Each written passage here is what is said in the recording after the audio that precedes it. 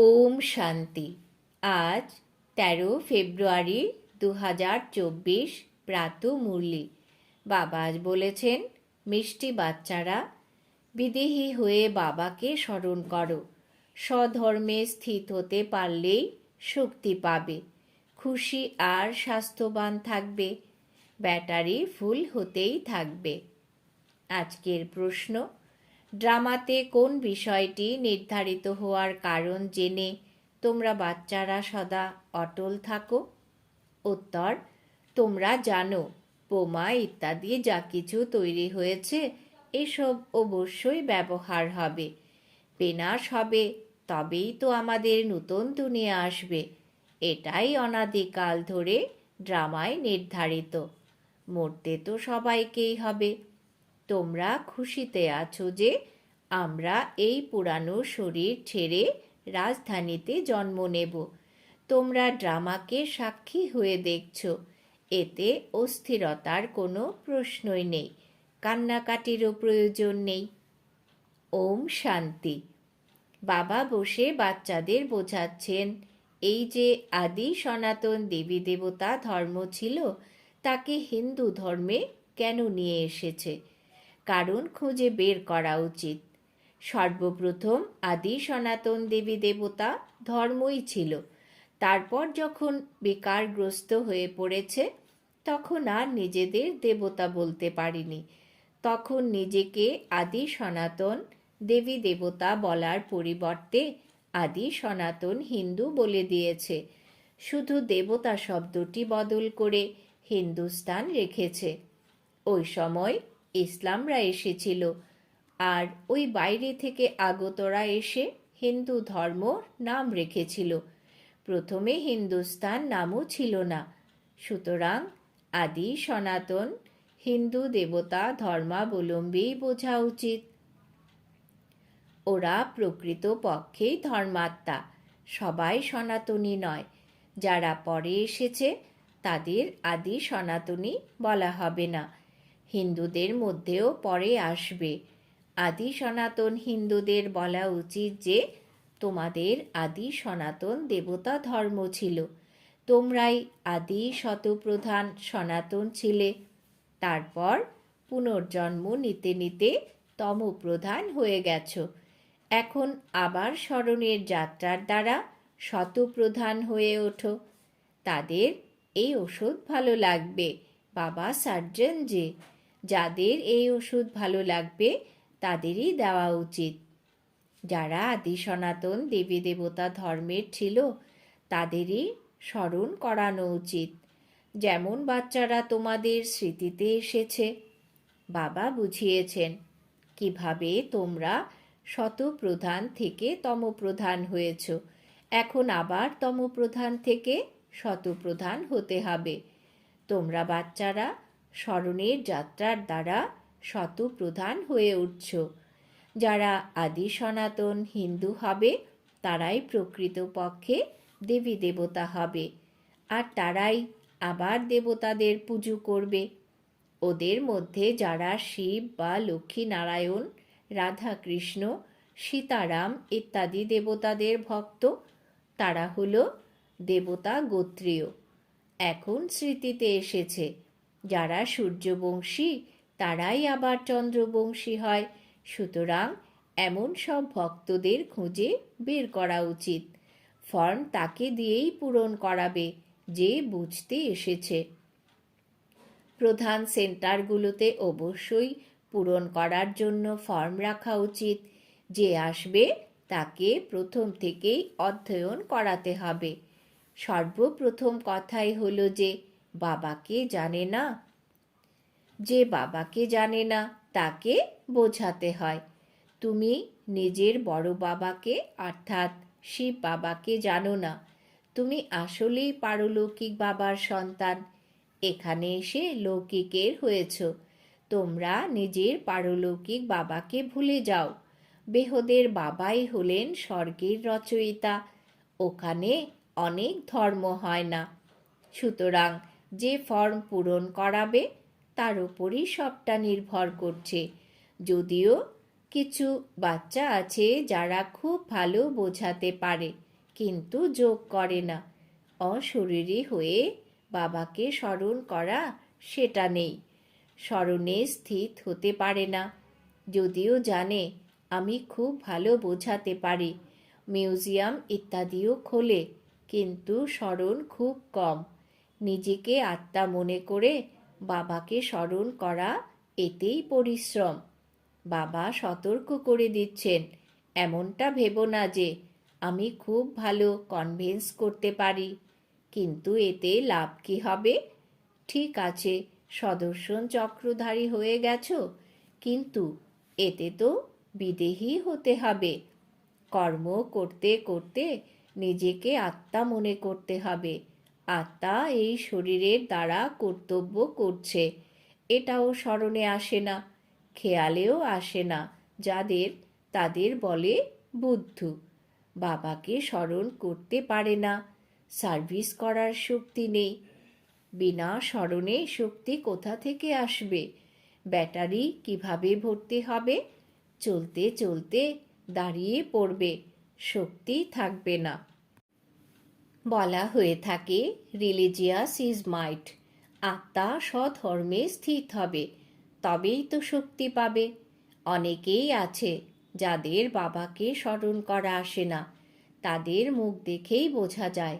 সব কিছু স্মরণে আসবে, কিন্তু বাবাকে স্মরণ করতে অসমর্থ হবে। যোগের দ্বারাই বল প্রাপ্ত হবে। স্মরণে অনেক খুশি আর স্বাস্থ্যবান থাকবে। তারপর পরবর্তী জন্মেও এমন তেজস্বী শরীর লাভ করবে। আত্মা পবিত্র হলে শরীরও পবিত্র পাবে। বলা হয় এতে 24 ক্যারেট সোনা আছে, সুতরাং 24 ক্যারেটের গয়না। এই সময় সবাই 9 ক্যারেট হয়ে গেছে। শতপ্রধানকে 24 ক্যারেট বলা হয়, শতকে 22 ক্যারেট। এটাই বড় বোঝার ব্যাপার। বাবা বুঝিয়েছেন, সর্বপ্রথম ফর্ম পূরণ করালেই বোঝা যাবে কতটা রেসপন্স করছে, কতটুকু ধারণা করেছে। তারপরও কি এসে স্মরণের যাত্রায় স্থিত হচ্ছে? স্মরণের যাত্রার দ্বারাই তমপ্রধান থেকে শতপ্রধান হতে হবে। ওটা হলো ভক্তির শারীরিক যাত্রা, আর এটা হলো আত্মিক যাত্রা। আত্মা যাত্রা করে। ভক্তিতে আত্মা আর শরীর দুই যাত্রা করে। পতিত পাবন বাবাকে স্মরণ করলেই আত্মা তেজদীপ্ত হয়ে ওঠে। কাউকে প্রভাবিত করতে হলে বাবাকেও কখনো বা কারোর মধ্যে প্রবেশও করতে হয়। মা বাবা দুজনেই সাহায্য করেন, কখনো নলেজ দ্বারা, কখনো বা যোগ দ্বারা। বাবা তো সদা বিদেহী, শরীরের কোনো অনুভূতি নেই, সুতরাং বাবা দুই শক্তির দ্বারাই সাহায্য করে থাকেন, জ্ঞান আর যোগের শক্তি। যোগ না হলে শক্তি কোথা থেকে পাবে? কাউকে দেখেই বোঝা যায় এ জ্ঞানী না যোগী। যোগের জন্য বাবা প্রতিদিন নতুন পয়েন্টস বুঝিয়ে বলেন। আগে তো বাবা এসব বোঝাতেন না, কেবল বলতেন নিজেকে আত্মা মনে করে বাবাকে স্মরণ করো। বাবা তোমাদের এখন এত শক্তিশালী করে তুলছেন যে ভাই বোনের সম্পর্ক মুছে ফেলে শুধুমাত্র ভাই ভাইয়ের দৃষ্টি যেন থাকে। আমরা আত্মা, ভাই ভাই, এ অনেক উঁচু দৃষ্টি। শেষ পর্যন্ত এই পুরুষার্থ করে যেতে হবে। যখন শতপ্রধান হয়ে যাবে তখন এই শরীর ত্যাগ করবে। সুতরাং যতটা সম্ভব এই পুরুষার্থ বৃদ্ধি করতে হবে। বৃদ্ধদের জন্য অনেক সহজ। এখন আমাদের অবশ্যই ফিরে যেতে হবে। ইয়ংদের এই ধরনের ভাবনা কখনো আসবে না। বৃদ্ধরা বানপ্রস্থ অবস্থায় থাকে, বোঝা যায় ফিরে যেতে হবে। এইসব জ্ঞানের কথা বুঝতে হবে। কল্পবৃক্ষ বৃদ্ধি হতেই থাকবে। বৃদ্ধি হতে হতে সম্পূর্ণ কল্পবৃক্ষ তৈরি হয়ে যাবে। কাঁটাকে বদলে নতুন ছোট ফুলের ঝাড় তৈরি করতে হবে। নতুন তৈরি হয়ে আবার পুরনো হয়ে যাবে। প্রথমে বৃক্ষ ছোট হবে, তারপর বৃদ্ধি হবে। বৃদ্ধি হতে হতে শেষে গিয়ে কাঁটায় পরিণত হবে। প্রথমে হয় ফুল, আর তার নামই হলো স্বর্গ। তারপর তার গন্ধ আর ওই শক্তি থাকে না। কাঁটায় কোনো গন্ধ হয় না, সাধারণ ফুলেও গন্ধ থাকে না। বাবা হলেন বাগানের মালি, আবার কান্ডারিও। সবার নৌকা পাড়ে নিয়ে আসেন। নৌকা পার কিভাবে করেন, কোথায় নিয়ে যান, এটাও যারা বুদ্ধিমান বাচ্চা তারাই বুঝবে। যে বোঝে না সে পুরুষার্থও করে না। নম্বর অনুযায়ী আছে না, কোনো কোনো এরোপ্লেন তো শব্দের থেকেও দ্রুত গতিতে এগিয়ে যায়। আত্মা কিভাবে উড়ে যায় এটা কারোর জানা নেই। আত্মা তো রকেটের থেকেও তীব্র গতিতে উড়ে যায়।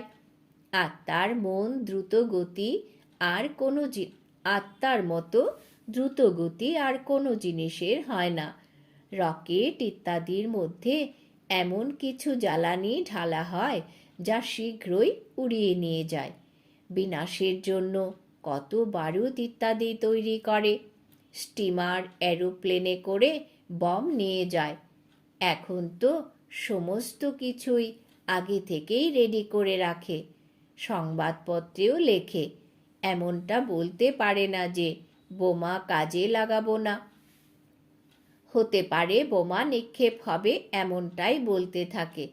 এই সবই প্রস্তুত হয়ে চলেছে। বিনাশ তো নিশ্চয়ই হবে। বোমা নিক্ষেপ হবে না, বিনাশ হবে না, এমন হতেই পারে না। তোমাদের জন্য নতুন দুনিয়া অবশ্যই প্রয়োজন। এটাই ড্রামায় নির্ধারিত। সেই জন্য তোমাদের অতীব খুশি হওয়া উচিত। কথায় আছে, কারুর পৌষ মাস কারুর সর্বনাশ। ড্রামা অনুসারে সবাইকেই মৃত্যুবরণ করতেই হবে। বাচ্চারা, তোমাদের ড্রামার জ্ঞান থাকার কারণে তোমরা অস্থির হও না, সাক্ষী হয়ে দেখো। কান্নাকাটির প্রয়োজন নেই। সময় অনুসারে শরীর তো ত্যাগ করতেই হবে। তোমাদের আত্মা জানে যে আমরা পরবর্তী জন্মে রাজ পরিবারে জন্মগ্রহণ করব। আমি রাজকুমার হব। আত্মা জানে, তবেই তো এক শরীর ছেড়ে অন্য শরীর ধারণ করে।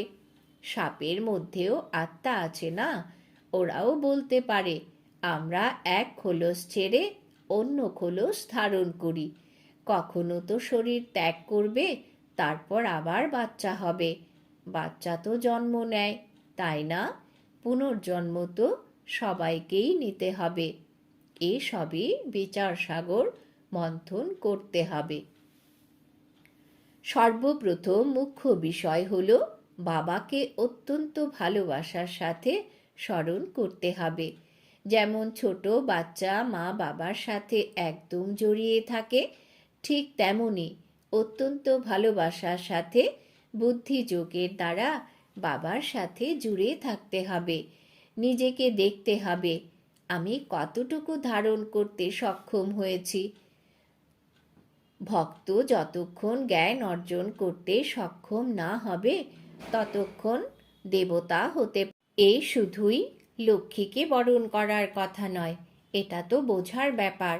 তোমরা বাচ্চারা বুঝেছ, যখন আমরা শতপ্রধান ছিলাম তখন বিশ্বে রাজত্ব করতাম। এখন আবার শতপ্রধান হওয়ার জন্য বাবাকে স্মরণ করতে হবে। এই পরিশ্রম তোমরা কল্প কল্প ধরে প্রকৃত যোগ আর শক্তির দ্বারাই করে আসছ।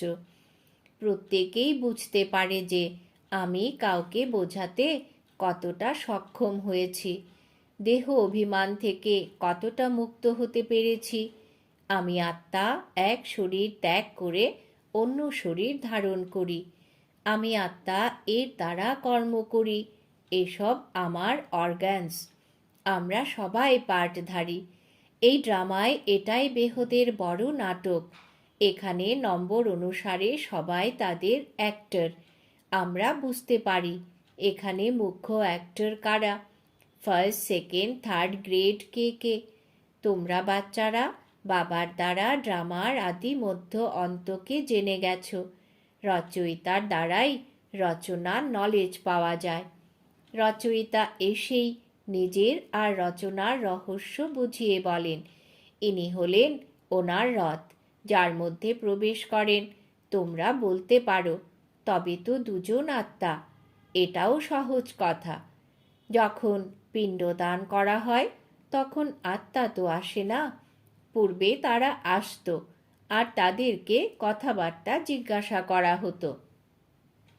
এখন তো তমপ্রধান হয়ে গেছে। কেউ কেউ এখনো বলে, আমি পূর্ববর্তী জন্মে অমুক ছিলাম। ফিউচারের কথা বলতে পারে না, অতীতের কথা বলে থাকে। সব কথা তো কেউ বিশ্বাস করে না। বাবা বলেন, মিষ্টি বাচ্চারা, এখন তোমাদের শান্ত হতে হবে। তোমরা যত জ্ঞান যোগের দ্বারা শক্তিশালী হবে, ততই সলিড হতে পারবে। এখনো অনেক বাচ্চা সহজ সরল।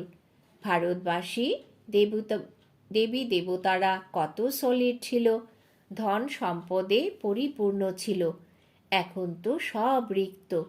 ওরা ছিল সলভেন্ট, যেখানে তোমরা হয়ে উঠছ ইনসলভেন্ট। তোমরা নিজেরাই জানো ভারত কি ছিল আর এখন কি হয়েছে।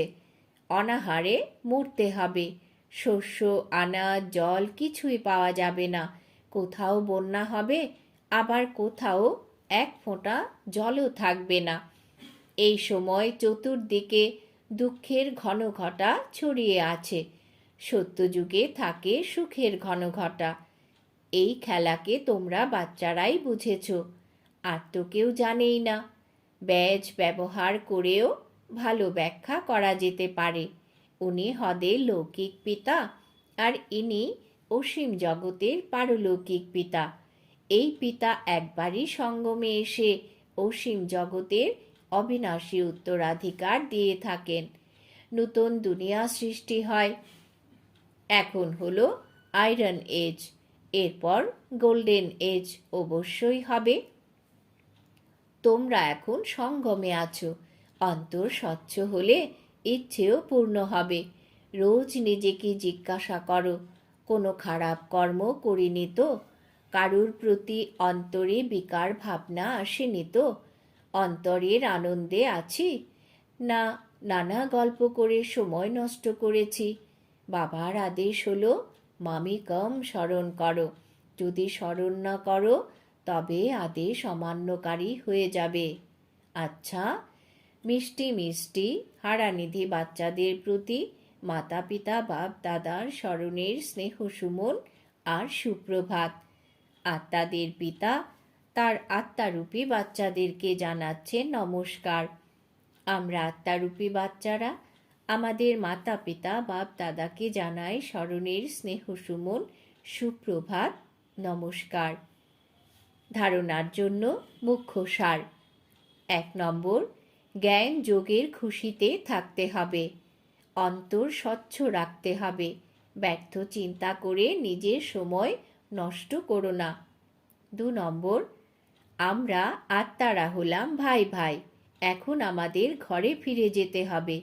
এই অভ্যাস পাক্কা করতে হবে।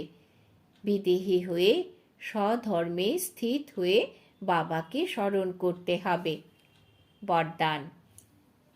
বাবা আজ বরদান দিয়েছেন, স্বস্বরূপ আর বাবার সত্য স্বরূপকে জেনে সত্যতার শক্তি ধারণকারী দিব্যতা সম্পন্ন ভব। স্বস্বরূপ আর বাবার সত্য স্বরূপকে জেনে সত্যতার শক্তি ধারণকারী দিব্যতা সম্পন্ন ভব। ব্যাখ্যা: যে বাচ্চারা নিজের স্বস্বরূপকে বা বাবার সত্য পরিচয়কে যথার্থ রূপে জেনে যায় আর সেই স্বরূপের স্মৃতিতে থাকে, তাহলে তাদের মধ্যে সত্যতার শক্তি এসে যায়। তাদের প্রতিটি সংকল্প সদা সত্যতা বা দিব্যতা সম্পন্ন হয়। সংকল্প, বাণী, কর্ম আর সম্বন্ধ সম্পর্ক সব কিছুতেই দিব্যতার অনুভূতি হয়। সত্যতাকে প্রমাণিত করার আবশ্যকতা থাকে না। যদি সত্যতার শক্তি থাকে, তাহলে খুশিতে নাচতে থাকবে। স্লোগান: সকাশ দেওয়ার সেবা করো, তাহলে সমস্যাগুলি সহজেই পালিয়ে যাবে। সকাশ দেওয়ার সেবা করো, তাহলে সমস্যাগুলি সহজেই পালিয়ে যাবে। আজকের সমান: আমি দিব্যতা সম্পন্ন আত্মা। ওম শান্তি।